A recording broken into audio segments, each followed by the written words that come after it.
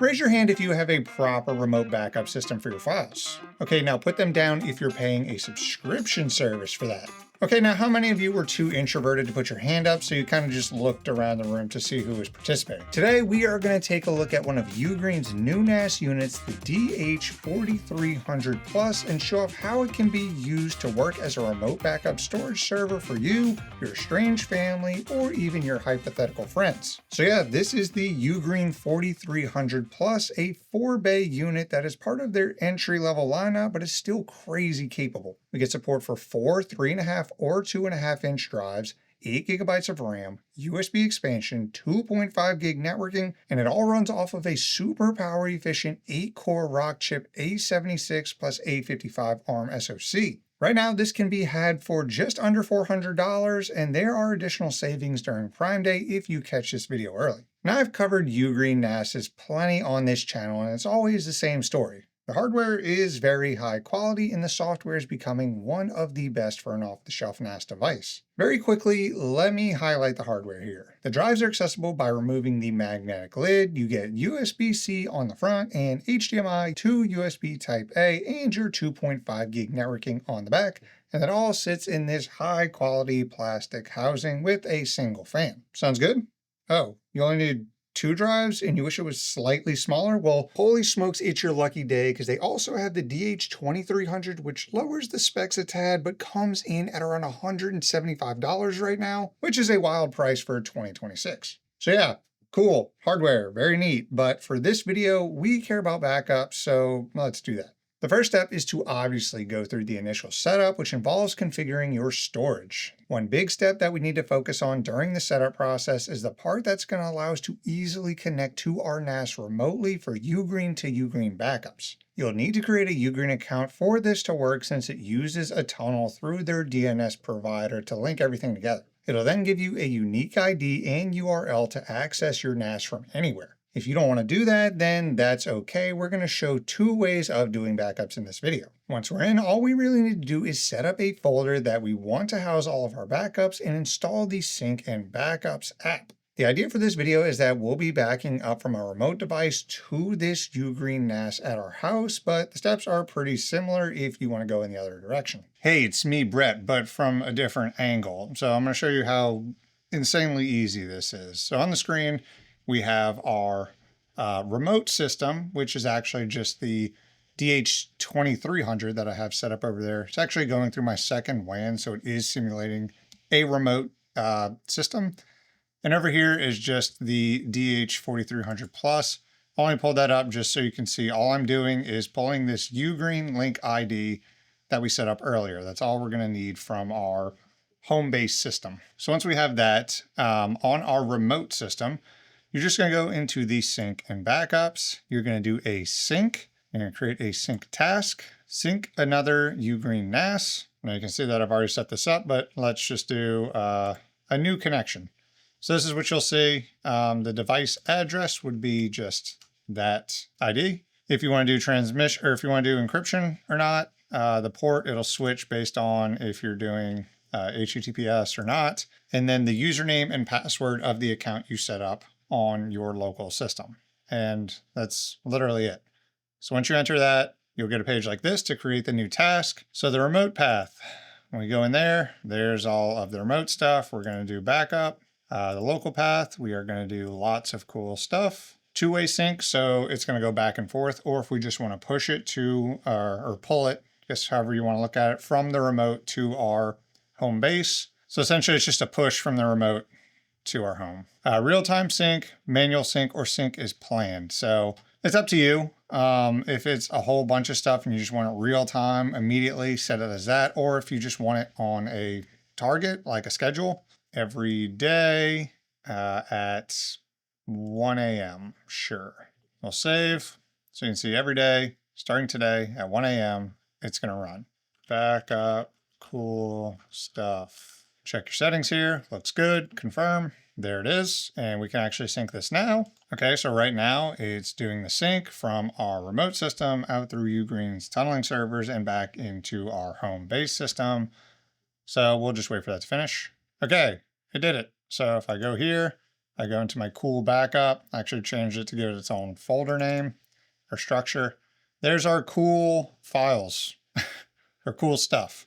So yeah, that's literally it. I mean, it's that simple to do a proper remote backup. It's insane. Okay, honestly, that was brain dead simple. So if you already have a UGREEN NAS and you want an easy remote backup solution, I wouldn't blame you for just getting another one to throw at your family member's house with the fastest internet connection. As someone who loves to tinker and play around with lots of hardware and operating systems, I get not wanting to be locked into an ecosystem, but as someone who doesn't want to be debugging their backups on the weekends, I also love simple. But let me throw this hypothetical at you. Let's say you have a friend. No, that's not the hypothetical part. Let's say that this friend has a server and you want to let them use your UGREEN NAS as a remote backup, but they're running TrueNAS. Oh man, I guess we're in trouble. Nope. We're going to get remote backups working with two pieces of software, rsync and Tailscale. Tailscale is a VPN application that lets you connect devices to each other from anywhere in the world. There are a ton of guides out there for Tailscale, but for our use case, I'll focus on the basics. First step is to run Tailscale, and we're going to do that with the Docker app in UGREEN. I'm using this compose file, which I'll link down in the description, but the only thing that you need to change is the Tailscale auth key, and you get that by logging into your free Tailscale account that you totally already created, right? Yeah, once you get your key, paste it in there and run the Docker stack. That's it. The first step of that is to turn on rsync. The next step is to create a user. And the third is to tell your TrueNAS friend to get to work. Yay! Okay, here I am to show you guys how to do this in TrueNAS Scale and how to create our user and our backup credentials. So in this case, I've already done it. Brett already has my public key, but I'm gonna walk through the steps that I took to be able to do this. And yes, my face cam will be moving around in this video because this is the first time I'm doing this. My apologies. So the first thing we're going to do is we're going to make a home folder for our rsync user that we're gonna make.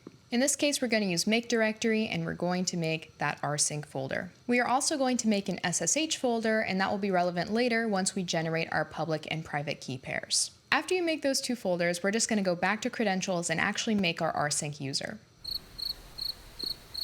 So I already have my rsync user made, so we're just going to go ahead and press edit. Now, since I've already created this user, let me just break it down for you. I have the same username that Brett created with rsync. I have SMB access enabled. Don't worry about enabling SSH access right away because we still have to generate our key pair in the terminal, which I'll show you guys. The first thing we're just doing is making the user so we can generate that key pair later. So you can go ahead and uncheck that so it'll look a little bit more like this. You'll have a password. Make sure you put the same password that you have as the user on your other machine. And then you're just going to want to select your home directory. You can select the directory we just made in the terminal. Perfect. Then once it's all done, you're just going to press save. And now we're going to go back to the terminal. All right, now back in the terminal, we're going to generate that key pair now that we actually have a user in that folder. We're going to use ssh-keygen, and this will generate an RSA key and put it in .ssh in a new folder called ID_RSA. After you complete that, we're going to run 3 more commands. The first one we're going to do is do a chmod command to make sure our .ssh folder has the correct permissions. We're going to chmod it to 700, and we are going to chmod our ID_RSA folder to 600. After you do all that, it's good to make sure the owner of your folder is actually the owner. So we're going to set the rsync folder's owner to rsync and rsync. And now we're at the point where we can update our credentials on that actual user that we just made and put our public key in there. To get our public key, we're going to have to cat the public key file. So we'll do sudo cat, and then we will cat that ID_RSA.pub file. Now that we got that key, we go ahead and copy it. Make sure you copy it exactly as it is. We'll go back to our rsync user, and now we are going to select SSH access and paste that key down here in public SSH key. Make sure, again, it is exactly as you copied it out of the terminal, and you exactly give that to your friend. When we originally did this, Brett decided to delete SSH-RSA at the beginning of the key right here, which didn't allow my device to connect to his device because the two public keys did not match. Now we're going to go to data protection, and we have a few different types of tasks here. The one we're going to be focused on is the rsync tasks. All right, now let's break down the rsync task I've made to Brett's machine. The first thing we have is the source folder. this is the folder that we are deciding to back up inside of our file system. The user that we're selecting is the user we just made, in this case rsync. Make sure you don't use root or admin or anything like that. We made this user specifically to run this backup task. The direction we're going to do is going to be push instead of pull, because I'm going to be pushing data to Brett's NAS. The rsync mode is going to be SSH, because that is how we are going to push data. And in this case, there are two ways to connect. There's the private key that we just generated and put in the home directory of rsync, and there's an SSH connection from the keychain. We'll put his remote host IP address, and if we go to his Tailscale, we can actually see that the IP address is the same inside of Tailscale right here. Brett actually can't see my other machines on our tailnet. He's just invited me, so I can only see his machine here, and he can see the GET requests and the SEND requests that I send from my Tailscale. All right, now back in our rsync task, we want to make sure we're using the same SSH port that Brett is using. Now the remote path is really interesting.